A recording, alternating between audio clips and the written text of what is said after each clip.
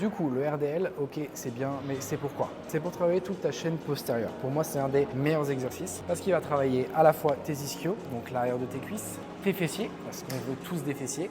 Oui, même les hommes, c'est important. Et les érecteurs spinaux, donc les muscles qui sont le long de ta colonne vertébrale. Donc c'est clairement un exercice très complet pour toute la chaîne postérieure. Donc c'est un exercice qu'on peut faire à la barre, qu'on peut faire en unilatéral, qu'on peut faire aux haltères.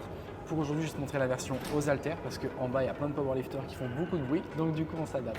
Et même pour toi, si tu es nouveau ou nouvelle à la salle de sport et que tu ne te sens pas forcément à l'aise avec l'idée d'aller en plein milieu de tous les poids, de toutes les personnes, tu as juste besoin de 2 dumbbells. Tu te mets dans un petit coin de ta salle et tu peux quand même travailler tes fessiers et toute ta chaîne postérieure. Du coup, concrètement, comment on fait? Pour commencer, tu vas faire en sorte d'avoir tes pieds largeur de bassin. Donc contrairement à un squat où tu vas être légèrement plus vers l'extérieur, ici, on vient largeur de bassin, position neutre. Ensuite, le mouvement, c'est quoi? Ça va être une extension de hanche. Donc, on va envoyer le bassin vers l'arrière, comme si je cherchais à éteindre une lumière, un interrupteur. Donc, avec mes fesses, je vais faire en sorte d'aller l'éteindre.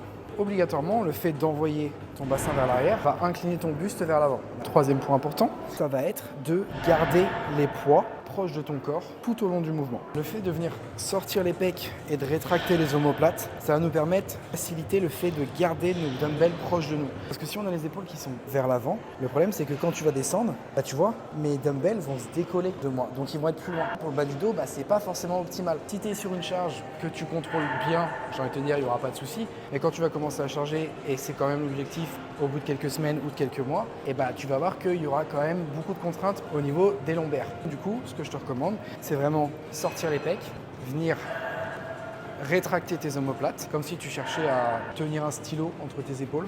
Et comme ça, lorsque j'envoie mon bassin vers l'arrière, mes poids restent proches de moi. Lorsque je suis en bas de mon mouvement, j'imagine que je viens tirer avec mes ischios, mes fessiers, et me revoilà à ma position initiale. Ah, et dernière chose, lorsque tu viens reposer tes poids, s'il te plaît, fais pas ça. Parce qu'avoir une bonne exécution de mouvement durant le mouvement, oui c'est cool, mais en avoir conscience dans les mouvements de tous les jours, c'est encore mieux. Si tu as appris quelque chose grâce à ce Reels, n'oublie pas de lâcher ton plus beau like sur cette vidéo et de t'abonner pour encore plus de contenu. Prends soin de toi.